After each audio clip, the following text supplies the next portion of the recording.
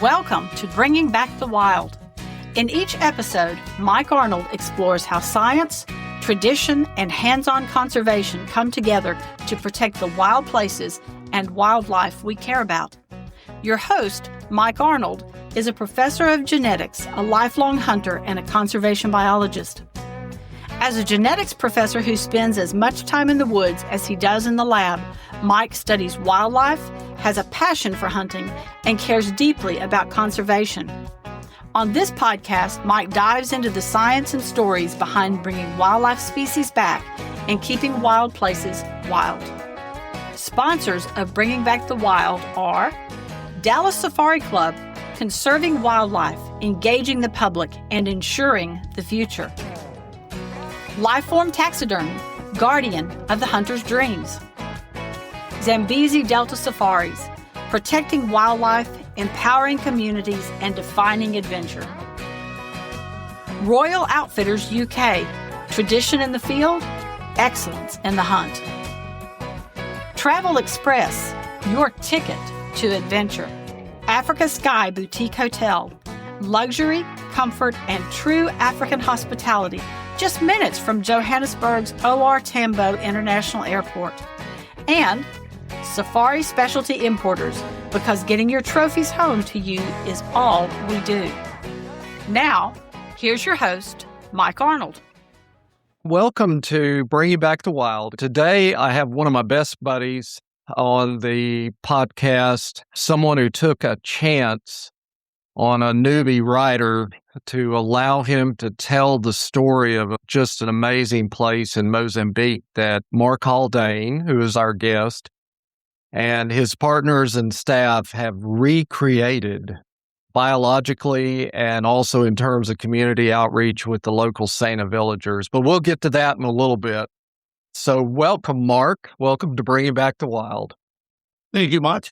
Yeah, so I wanted to bug you right at the first. I told you this a little bit ago. I wanted you to tell our listeners, first of all, how did you end up hunting? How did you get into that? Mark, I lost my biological father a couple of days after birth, so I never knew him. My mom remarried. I was 6 or 7 years old, and she married an accountant. He's actually been an incredible father to me over my life, but he wasn't a hunter. So what happened was he knew I came from a hunting family. He gave me entirely too much freedom from a young age because he didn't understand the dangers of it. So I pretty much ran feral from a young age, overgunned and with the sky. The sky was the limit.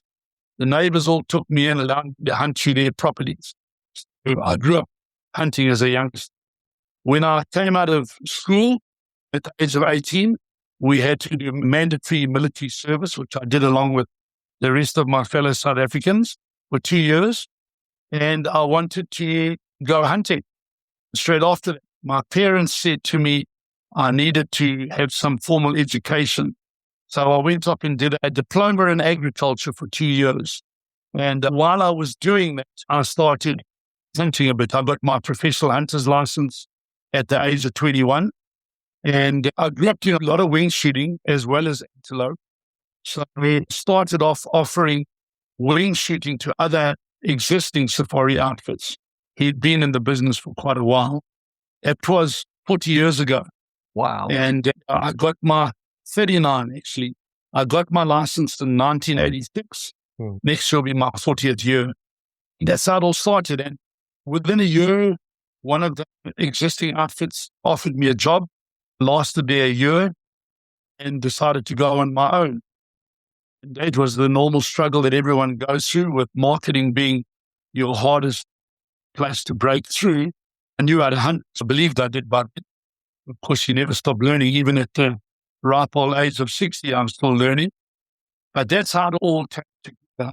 When I was in my early 30s, a Belgian client called Philippe de Jong, still a friend of mine to this day, and the adventure was more important than the trophy. And he said, come on, let's find somewhere wild to go to. And I delved a little in Mozambique. The Civil War was just over. And I knew an outfitter who was up there, and Anton Marais, friend of mine. And he had gone into 11, but it was pretty much still a disaster in those years. There were still rebels running around, and the game numbers were pretty low, as wild as you can imagine, any place. So I told Philip about this. He said, that's the perfect place I want to go on safari. We chartered a little bushman. There were no scheduled flights up there in those days. We flew in, and we just had the most remarkable 10 days you can imagine. No amphibious vehicles. We took 22 porters, carried our tents, cook boy and warm beer, and off we went to the swamps. From your buffalo hunting with us, you normally go in and out in a day, and you have untold chances on a buffalo. Well, it took us 2.5 days to get in to the swamp, and we collected a buffalo in 2.5 days to get out. Wow. And then when we came out, another animal that still had held its numbers pretty good were Livingston Shoonie. We took a buffalo and a Shoonie for 10 days. And to be honest with you, there weren't a lot of other opportunities other than that. Yeah. If you look back, what year was that? Was that in? That was 1994. 1994. So Yes. that was your first safari with a client in Coutada Yes. 11. So August 20.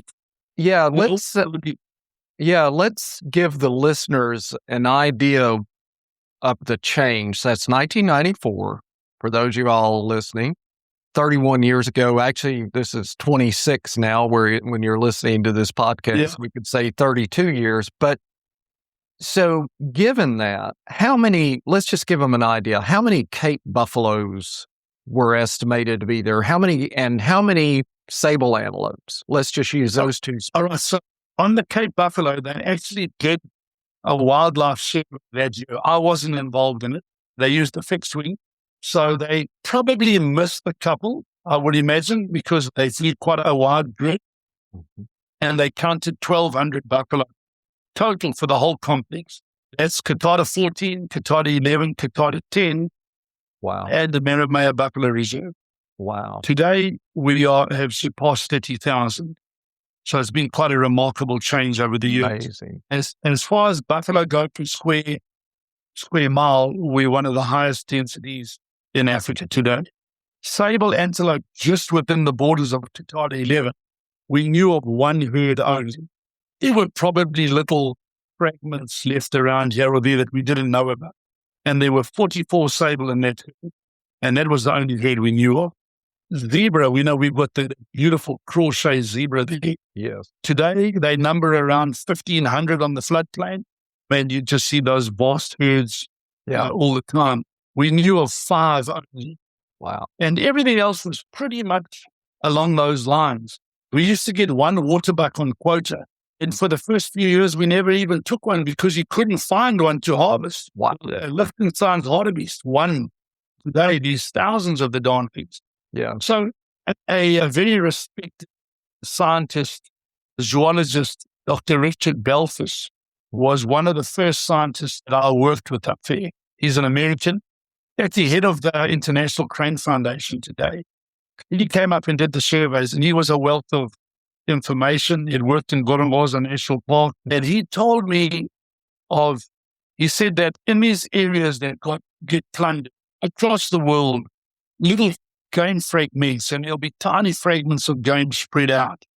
And he said that game, as if by magic, tends to gravitate towards the area of best habitat and of best protection. And without actually knowing it, apart from the protection side, we've created that little Garden of Eden. So if you go back and say, you only had 5 zebra, how on earth do you have 1,500 today? There were little pockets of zebra that slowly got towards the floodplain and Coutada 11. We gave them only a little protection in the early days because we didn't have the means for much more, but we gave them some protection. And that's where we have these incredible numbers of game today. The floodplain portion of Coutada 11 is about 140,000 acres. And we do a survey on that floodplain. It's pretty accurate. We fly a very narrow grid.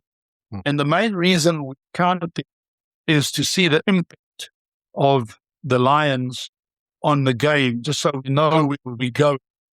And I'm happy to say we continue to have an increase there, even though I don't know where on earth we're going to fit more game animals there now. But we count around about 18,000 animals in that, 18,000 game animals. And that's anything from elephants down to probably bushbuck and reedbuck for the smallest, or oribi. We don't see suni and red duiker, obviously, in the floodplain. Sure. So there's this incredible population of game on the floodplain now. It was absolutely void in the early area. You can drive for an hour and not see an animal. Let me ask you a question, because I gave you a hard time. I wrote the book, folks, Bring It Back to Lions. Mark trusted me to do that about Coutada 11, and the title reflects the fact that I kidded Mark that he and his partners went insane and decided they wanted to put an apex predator in amongst their really expensive plains game that they were charging all of us for and let them eat them. But so how has that, what decision making? So you watched from 94 as this, I call it a Garden of Edens, but this area just blossomed. You had your game back, you had restored habitats, you were protecting them. So you weren't getting wood poaching either. So you weren't losing those trees and the plants and the songbirds and everything. And then all of a sudden, you decide that the ecosystems, because there are multiple, the ecosystems needed the apex predators back as well, lions and cheetahs. But what was the genesis of bringing apex predators back? Did you always intend to do that? Was that always in the back of your mind? We'd like to have our lions back. And then once you found that cheetahs had been there, we want our cheetahs back. Was it from the beginning, or is this just something that popped up later? No, it evolved, Mark, to be honest with you. When I got there, survival was the first thing, was how can I survive in this area that was devoid of game? Of course, I was hunting in several other countries, which was able to sponsor Coutada 11 while it was not viable. So initially, survival was the key. But as the game responded far better than I could have ever dreamed, and I was getting help from all sorts of very experienced wildlife managers who had exceeded their expectations in every way. So when this game started coming back, and we were able to run a profitable operation where everyone benefited, myself included, the community, the wildlife, were able to plow money back in. All of a sudden, you could really start to think about this, and more focus from my side came, hey, I would like to restore this to what it was like prior to the war, back to those phenomenal game areas. And there were lions then. They were part of the whole ecosystem. And I spoke to guys who actually hunted there. A couple of our old clients hunted prior to the war. And I spoke to the odd old professional hunter who worked there, and the old trackers. We've still got one of the old trackers who hunted on that block back in the day. He must be 90 now, but they're a wealth of information. And everybody I spoke to in Zimbabwe said, oh, you're a bloody idiot. You're committing suicide if you bring lions, and they will just eat everything. But the more I looked into it, the more I decided that became a focus. I wanted to bring this back to a balanced ecosystem. We were finding old, decrepit animals. There was nothing eating them. The hyenas were there and were doing a bit of a cleanup, but they were never prominent. The leopards, for some reason, have always thrived there. We've always had incredible leopards in the area, but they can't take care of those huge, big herds of game. So cautiously, we decided to jump in and bring the lions back, but it was with a lot of thought. And the main reason was, hey, when I the can one day, I want to be able to say, I brought this back to its former glory. Yeah. And then the next guy's going to have to look after it. It's a legacy. It's a legacy rather, it is a business. Yes. It's what I emphasized in the book. It has to be, you're right, it has to be a business, but it is a legacy for you guys. Now, let me ask a question. When will you start hunting lions? Because you started with 24, Mary's Lions, named after Mary Cabela. And Cabela Family Foundation is a major underwriter of it, obviously. But now you have over 100 probably. When do you start hunting them? So, Mark, we do a very extensive scientific survey every year of all of our carnivores. For 8 months of the year, we deploy camera traps across the block. They do call-ups, they do aerial surveys. And 2 years ago, we had 83 mature lions. Now, they call a mature lion anything older than 18 months.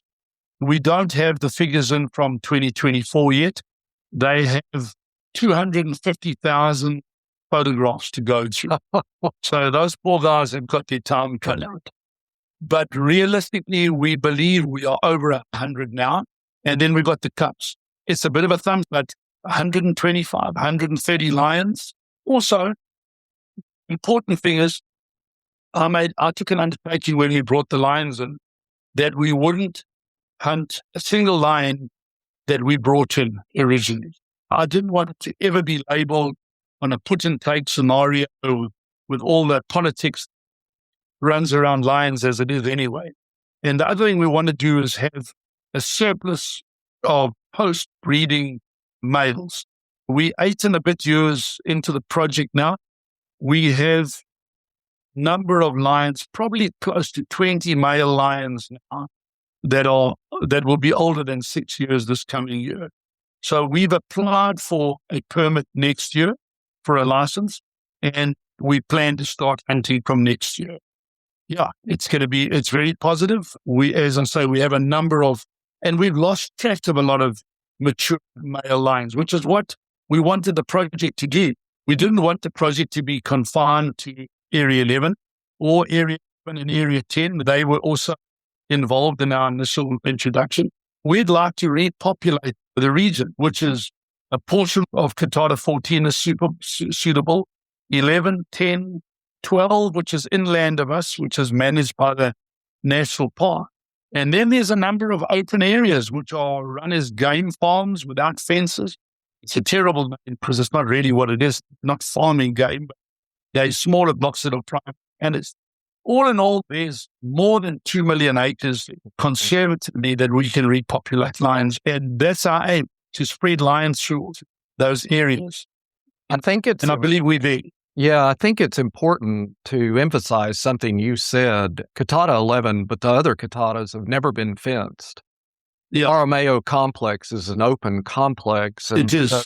That's, like you said, that's why you had immigration of animals into your areas from other areas because it was so suitable of habitat. That was possible because you're not a fenced area. You're not a closed. No, I think what happened was game gravitated in towards us, and then as the numbers expanded, they moved out and repopulated our neighboring areas. 10 has always had good plains game areas, but all the rest have benefited from it tremendously. Yeah. But I think, Mark, one of the major reasons is that we need to hunt lions is to run the lion project at the level that we run it. We have collars on major prides. We do these regular surveys. We bring in new genetics to make sure that we have the most diverse genetical makeup ever possible. And to digress, quite amazing, a year ago, we gave the National Park zebra. So that's the hunting block giving the National Park a zebra because they didn't have any. And they absolutely willingly, it wasn't part of the deal, but after we did the zebra, I said to them, hey guys, come on, how about a couple of lions? Your lion unrelated. I said, help yourself, come and catch a coalition, which we did.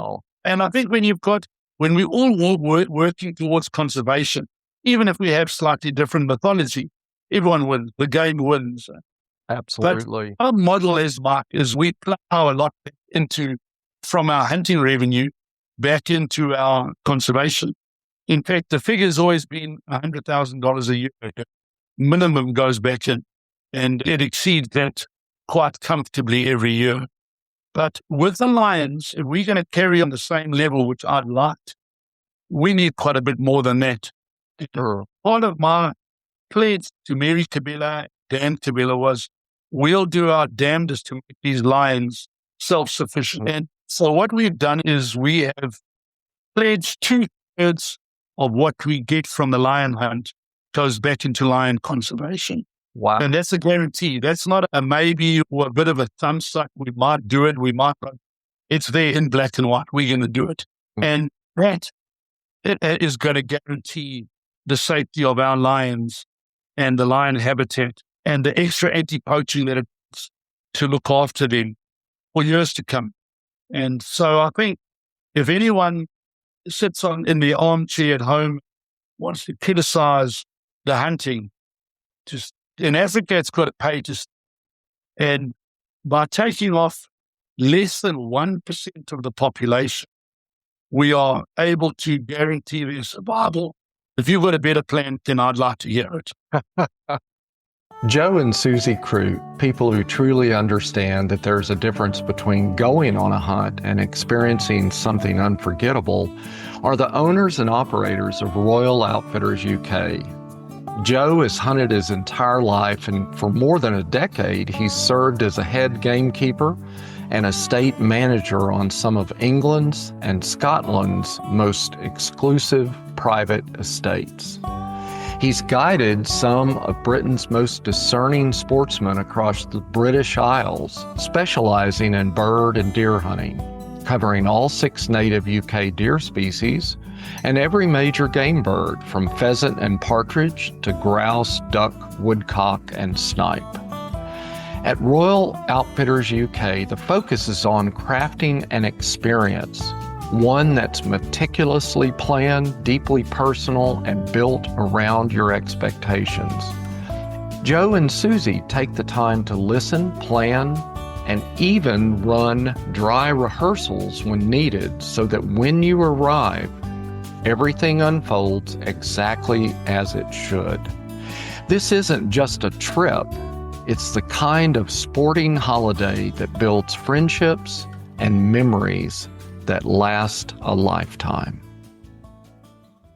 Okay, so let's turn our attention in Coutada 11 to something that's, okay, folks, here, something that's near and dear to my heart. I grew up in West Texas as a backstory, and across the road, I was out in the country, across the road from us were these funky boxes that I was fascinated with, and I would go and I would hang out around these things. They were beehives. And I don't know, I got fascinated with bees and honeybees and insects and worked on them for a bunch of years at one point in time, not honeybees, but other insects. But I would like to hear, number one, every time I go to a developing country, especially in New World tropics, Old World tropics, Papua New Guinea, Africa, South America, whatever, there is a love of bees and honey by the locals. Tell me why that is, because I want you know where I'm headed with this. I want you to tell us about the honey industry in Coutada 11, but why do the locals love honey in all of these different places I just mentioned? Because I think it's all the same reason. Where you and I grew, when we wanted something sweet, we just wandered down to the convenience shop and bought a bar of chocolate or a packet of bubble gum or some candy. Yeah. Now, in these rural areas, that just doesn't exist. Even to this day, although the little trading shops have popped up here and there, it's not something that is in reach for the average rural villager. And honey is, and bees are a natural thing in the area. You know, the honey season in my area is normally around about March, April every year, when the hives will have surplus honey, and they wander about, look for hives and harvest the honey, and it's become ingrained in their culture. And you'll find that across Africa. Local folks just absolutely love honey. So do I. Since I was 12 years old, and I absolutely love honey. And bees, they fascinate me. Just they fascinated you, they fascinate me too. So, Mark, I think the important part in our area, if I can digress slightly, I started off with a fist of iron and thought, I'll stamp out poaching. When you've got all these folks living on the perimeter or within your hunting block, and they're not directly benefiting from the hunting, it's hard to tell them, no, you can't have any access to it. We'll touch on all the other projects, but the one that I'm very excited about, that we started around about 8 years ago, was the community beekeeping. And what we've done is we supply the hives, and the community member becomes a bee shepherd. Now, they have the choice. We'll either harvest the honey for them, they can take it themselves, use it themselves, sell it themselves. They're welcome to do anything with the honey, but we also guarantee them a market for their honey if they want to sell it, which every single member loves. They take maybe a bottle to take home, but apart from that, all of them sell their honey from their hives. Depending how well you look after your hives is how many hives we'll give you. And we're also trying to empower the women folk. In our area, the women are particularly downtrodden and have very little say in life or direction they go in, or their husband's salary. And historically, it tends to be 90% men that work in the area. And the women sit at home and look after the fields, do all the work, and look after the kids. So we aimed at them, and it's been a great success. They've looked after the hives. We have a few ladies that have up to 25 hives now. Wow. And they'll earn the equivalent of around about 6 months of minimum wage from those 25 hives. And it doesn't take a lot of work, but they check their hives virtually every single day. We produce a very high quality honey in the Delta. There are no crops there. So there's no pesticides. It's mainly from hardwood flowers, multiflora, and unbelievably aggressive bees. I have a hive on my little Texas ranch, and I can fiddle with it just with a smoker and no veil or gloves. If you did that, you would be dead within 15 minutes on those Mozambique hives. Yeah. But they work very hard. They produce a lot of honey. Recently, Shikar International teamed up with us, and we produced a concrete Kenyan top bar hive. So a top bar hive looks a little bit like a miniature coffin. It just has a bar on the top where the bees will build their honey. It's a very simple hive, no queen excluder. And the honey is always on the outside. You don't mess with the inside where the brood is, but you take the couple of outside frames. In a good season, you can expect to harvest 20 to 25 pounds per hive. In an exceptional season, you'll get 30 pounds of honey. Wow. So we have a harvesting team that goes out, harvests, puts it in a bucket, and weighs it then. And when we finish with the harvest, each member comes and gets their payment out. So Shikar very kindly sponsored the molds, and to start out, we're now producing the concrete hives. We do a couple per day. The advantage of them is they are more insulated to heat, which we have extreme heat in the late season, December, January. We see 100 plus temperature every day. We have a monsoon season there that's not kind on wood as well, rots quickly. So the concrete hive is great for that as well. And it's virtually indestructible from fire, honey badgers, etc., etc. So been a real win, and the bees have taken very well to it. And then do you process the honey there on Coutada 11? We do, Mark, and that's the second part of the Shikar involvement with us. We built a processing room. It's bee-proof, made out of brick and mortar, and we bring all the honey in there, and we process it there. We have some traditional Langstroth hives, maybe 100, and we have about 300 top bar hives. The top bar hives for our type of operation, quite honestly, work better. So that's the direction we're going to take. We process all the honey then, we settle it, and then we move it in bulk to Vilanculos, which is part of the archipelago, and it has all these top class resorts on the islands. And I've got hold of them and paying them and said, look, get involved in this. This is a project that we want to make self-funding. How about serving our honey, and we'll tell the whole conservation story on the label, which is what we've done. And Azura Retreats own two of the biggest resorts on the islands, and they only serve Zambeze Delta conservation. Wow, that's amazing. So they pay a top dollar for the honey, and that trickles all the way back down to making more hives, paying for the honey to our bee shepherds. And it's a win-win situation. Yeah. Bees are dear to my heart. I think they are the key to the survival of any natural ecosystem.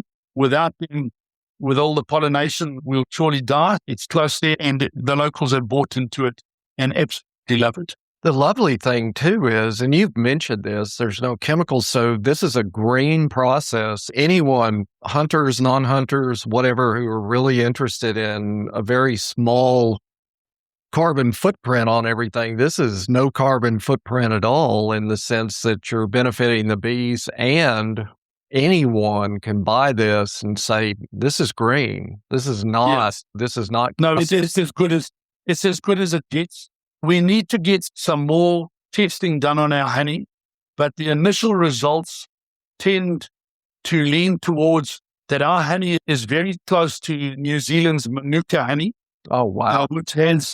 Which is the most valuable honey in the world. Yep. And the reason of its value is not just its flavor, it has incredible healing properties. And I believe one of the major buyers is the US military, and they use it for burn victims. The sky's the limit. Just got to get production up and running and enough people on, tested and market correctly, and we could turn this into an incredible windfall for the local community, for the conservation.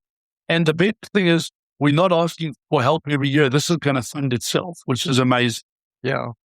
I'm going to change the topic totally, but I want to talk to you about pangolins. And I want you to talk to me about, because we've talked about bees. Hunters don't come in and hunt them. And you have a pangolin project, and I got to write about it for Sports Afield a couple of years ago. But can you talk to the listeners about that? And how in the world did you end up with a pangolin project? I'll get myself into trouble all over the place. But the interesting thing about pangolins is Kruger National Park has some of the very best photographic guides there are in Africa. And a lot of them run foot safaris. So they know what they're doing, else they would have been cancelled years ago. Recently, I met up with 3 of them that I know quite well.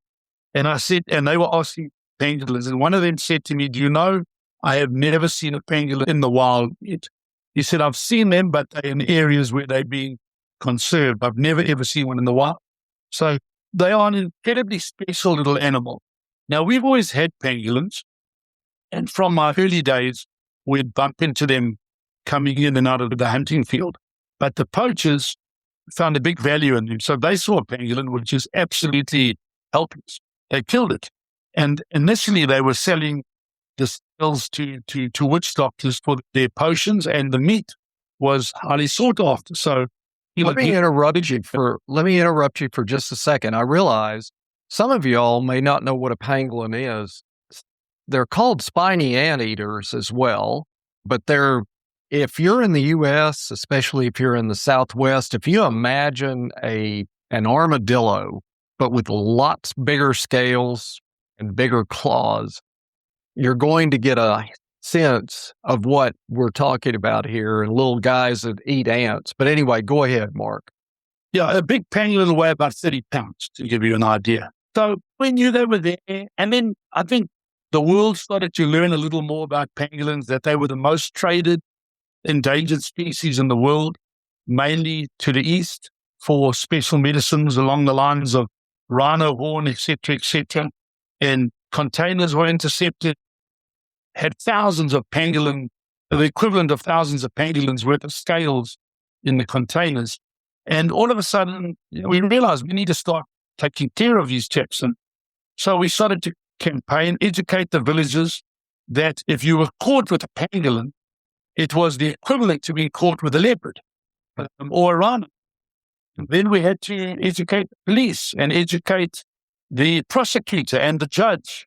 And soon we had everyone on board. And even the locals started to realize, hey, if I get caught with a warthog, I might go to jail for 8 months. If I get caught with a pangolin, I'm for 10 years. If I see a pangolin run, don't get anywhere near it. So it started to pay off, and we started to see more pangolins.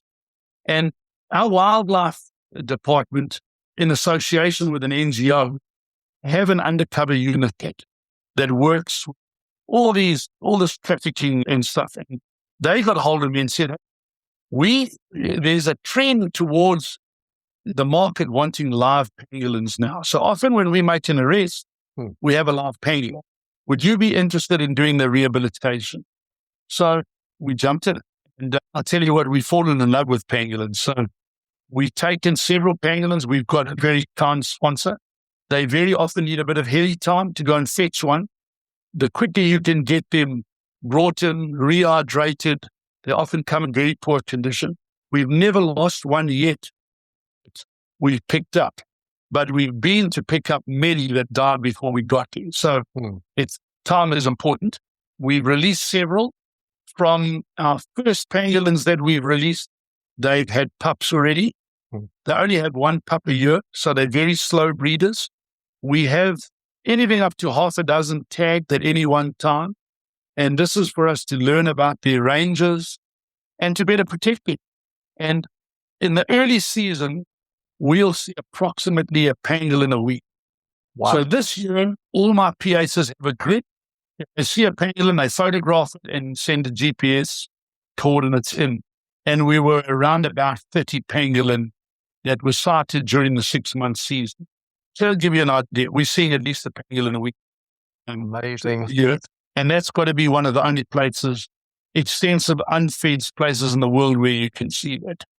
And it's going from street to street. So the other things that one of the other animals that I'm amazed you will occasionally tell me, hey, we took in some problem elephants. I think you took in some teenagers not that long ago. There was a group of teenage males that were giving people a hard time. So is that a regular occurrence there as well? And do you hunt elephant in your area? Mark, we used to hunt elephant in our area, and Southern Africa was plagued with a major poaching scenario that took place, which I'm pleased to say in my region has pretty much been wiped out. The poaching has. But they came through our area and they killed majority of the big bulls, as well as a lot of cows. Not within my area, but elephants don't remain in 500,000 acres. Elephants need several million acres to just roam where they want. So when they were in the areas without protection, we lost a lot of the bulls. And seeing a big bull became a rarity. So I decided, even though the revenue we earned from taking out our elephants, you couldn't look yourself in the mirror and say I'm a conservationist and be shooting bull elephants when there was a shortage of them. So we haven't hunted elephants for a good, I'm sucking a little bit here, but 10 to 15 years. And they've come back. We are seeing more and more big bulls. And there should be a time when we'll probably be able to take the odd elephant again. Our elephant population is growing. They do very well. Our elephants were purely nocturnal when we got there because of the war where they were shot very heavily by all sides. And the poaching that took place after that. There was a culture of elephant poaching. But we virtually have an elephant sighting every other day now, and close to Kent, within a mile or two of Kent. Wow. So what happened was, as I run a fleet of helicopters, primarily involved in conservation. And so whenever there's a problem animal anywhere, we often get an unpleasant job of dispatching one if it's out of control, or pushing them out if it's an option. And near to Gorongosa National Park, there were 14 elephant bulls, a couple of mature bulls, predominantly young male bulls that had set up residency there and were really giving the locals a hard time. It wasn't exaggerated. They were getting into their cornfields. The poor chap would come in the morning and he wouldn't have an ear of corn left. It just absolutely flattened. So initially, the park warden contacted me and said, would you consider, could we hire you to come up and shoot these elephants? And we spoke about it, said, surely there's another option. And finally, an NGO got involved, and I agreed to take them on board with a strict proviso that if they got to my area and carried on with the same mischief in my villages, they'd go to the happy hunting grounds. Sure. So they brought in 14 elephants. We lost one in translocation. And it actually was one of the best things we did because they were relatively human habituated, which is strange. They were causing all this mischief, but they lived alongside the human there. So they came into our area And they definitely calmed down our elephant population. We've got around about 600 to 800 resident elephant in our area. They move in and out. They're more there than they aren't there. And they calm them down. We do have the odd bit of PAC issue with problem elephants, but we haven't had to shoot an elephant. We'll pepper them with a bit of bird shot, chase them with a shotgun, and on a whole, they leave our guys alone. But that's how we took in those elephants.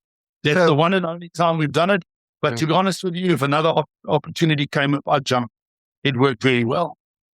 So I'm going to let you go soon, but what's the next project? Do you have another one on that? And I know you probably have 14, but what's your next focus? Mark, I don't know at this stage. We've reintroduced cheetah, which has been a very tough project. They're not as hardy as the lions, but we seem to be gaining some ground there, which is good. The hyenas we've always had hyenas, but they weren't in the numbers that we expected them to be there. We brought in 6 hyenas last year to bring new genetics in, and we'll monitor that and see how they respond. We might bring in a couple of them more in future. Another animal that was documented around the turn of the century was side-striped jackal, and we've seen one side-striped jackal there in the 30-odd years that I've been there. So that's definitely one we might look at. But I think we'll carry on with our local community. It's imperative if our conservation is going to work long-term that we keep on with them feeling the direct benefits, the meat, the school, the clinics, the rice farm, etc., etc. So we'll continue in those areas. I would love to bring Sidatunga in there. It must be the most perfect habitat. But I did make a promise to myself that I wouldn't bring in anything that didn't occur there naturally. Sure. And there's been the odd bit of, we found the odd article from 100 years ago that's made reference to Sidatunga. But to be honest with you, I'm about 99% sure it was Nyala that they saw on the fringe of the floodplain, which we see all the time. Sure. And so I don't think we'll be able to go along those routes. But the brain is ticking, and when we find the right project, I promise you we're going to jump. I get to come back this next year with my wife, Frances, to write about where things are with your cats again for Sports Field and to do a little bit of hunting with you guys. Mark, tell our listeners how they can find you if they want to hunt, if they want to come and visit.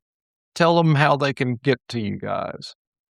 All right, guys, we're on social media under Zambeze Delta Safaris and Zambeze Delta Conservation. Zambeze is spelt in the Portuguese way. Z is Zambeze. You'll find us there. My website is zambezedeltasafaris.com, spelt the same way, with no full stops in between. We'll be to the DSC convention in Atlanta this year. Pop in, we'd love to see you. We'll be at Houston Safari Club. We'll be at Safari Club International in Nashville. And we'd love to see you there. So pop in and we can have a chat. Fantastic, Mark. Thank you for being a guest today. And I look forward to catching up with you guys first at DSC and then at SCI. Those 2 places I will be at their conventions. But thank you again. And thank you so much for taking your time and being with us. Thank you, Mike. Appreciate all you do too. Thanks for listening to Bringing Back the Wild. For more stories from the field, conservation-driven articles, and Mike's books, visit MikeArnoldOutdoors.com. Until next time, keep bringing back the wild.